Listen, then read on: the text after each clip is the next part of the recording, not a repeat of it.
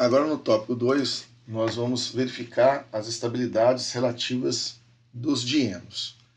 Então, para a gente entender essa estabilidade relativa do dieno, nós vamos mostrar aqui reações onde um alceno ele vai ser hidrogenado, né?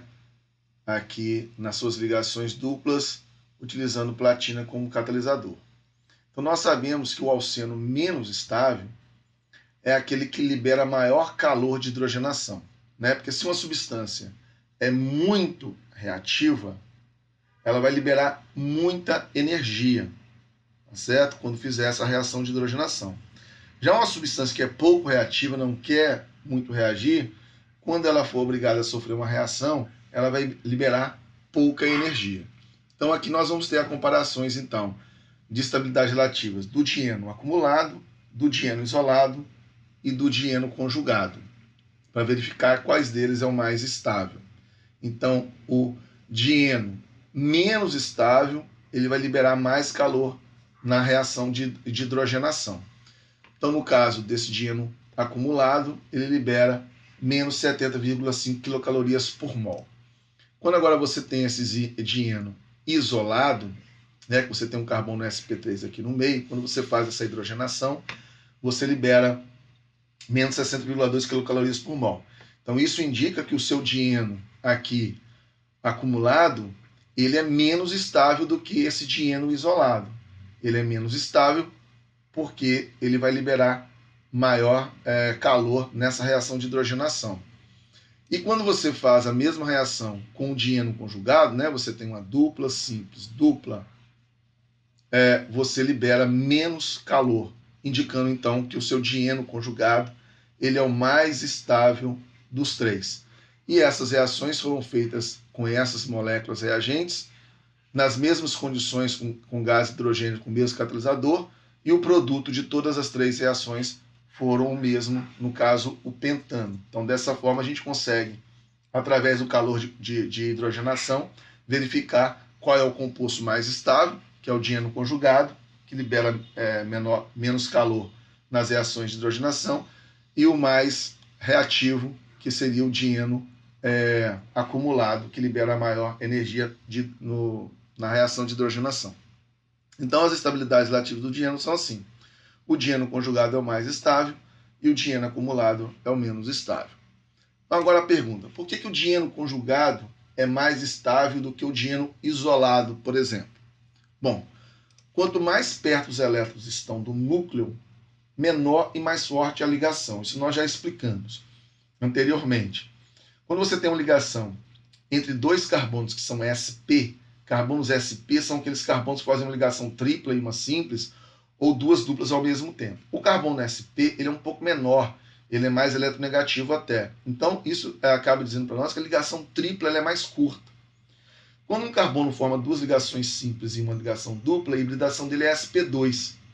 Então, um carbono que forma ligação dupla, a ligação dupla ela é menor do que uma ligação simples, mas ela é maior do que uma ligação tripla.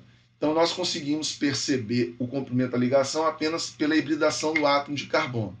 Então, aqui está dizendo para você que quanto mais perto os elétrons estão no núcleo, né, se o átomo for menor, no caso o carbono sp é um pouco menor do que o sp2, que é um pouco menor do que o sp3. Menor e mais forte a ligação.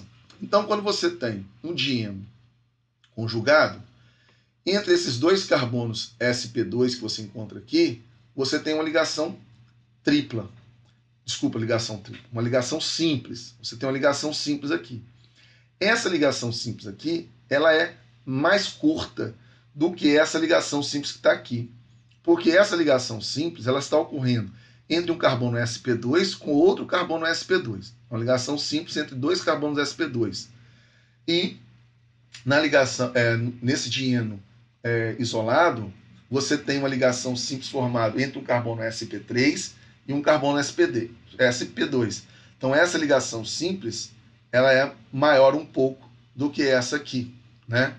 Então, o comprimento da ligação depende de quais orbitais que estão formando a ligação covalente. No caso, essa aqui é uma ligação sigma apenas, que é uma ligação simples, né?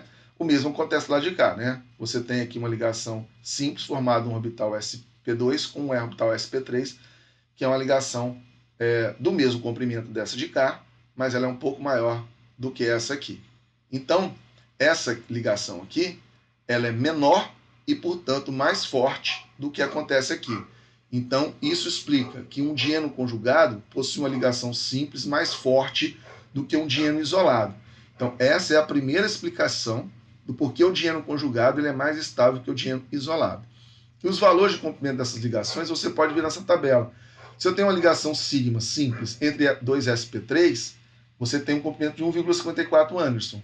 Já se você tem uma ligação simples entre um carbono sp3 e um carbono sp2, ela já diminuiu um pouquinho, porque esse carbono ele é um híbrido sp2.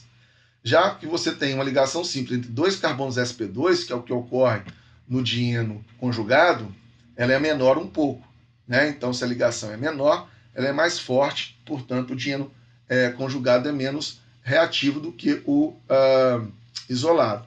Claro que se agora você tem uma ligação entre um sp3 e um sp, você fica um pouco menor, e sp2, sp fica menor ainda, e a menor dessas ligações simples seria entre dois carbonos sp, que seria 1,37.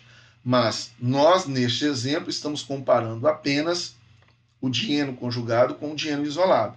Então, essa ligação simples entre dois carbonos sp2 ela é menor e, portanto, mais forte do que essa ligação simples entre um carbono sp3 e sp2. Então, isso é um dos motivos porque o dieno conjugado é mais estável que o dieno isolado, correto? O segundo motivo tem a ver com a ressonância, que eu já tinha chamado a atenção na aula anterior e que nós estudamos exaustivamente no capítulo 7. Então, a deslocalização dos elétrons estabiliza um dieno conjugado. Então, você pode ter no dieno conjugado mais outros dois contribuintes de ressonância.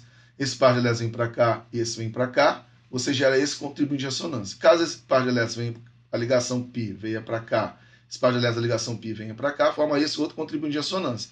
E aqui você tem o híbrido de ressonância, tá certo? Que nós explicamos isso no capítulo 7.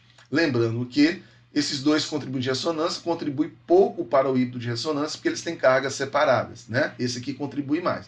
Mas existe a possibilidade de deslocamento desse elétron aqui, então isso ajuda na estabilidade do dieno conjugado.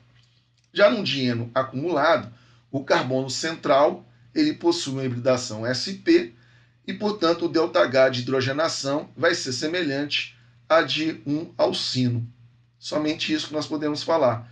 Lembrando que o aleno ele é o dieno mais reativo do que o dieno isolado e do que o dieno conjugado, tá certo? Mas ele tem uma reatividade semelhante à de um alcino nas reações de hidrogenação. Bom, um aleno substituído abaixo, aqui mostra uma certa curiosidade. Essa substância aqui é um aleno, né? Porque você tem o mesmo carbono formando duas duplas ao mesmo tempo. Essa substância ela não tem carbono quiral, mas ela apresenta quiralidade. Então, o aleno substituído abaixo possui imagem especular não sobreposta. Trata-se, então, de uma molécula quiral que não possui carbono assimétrico.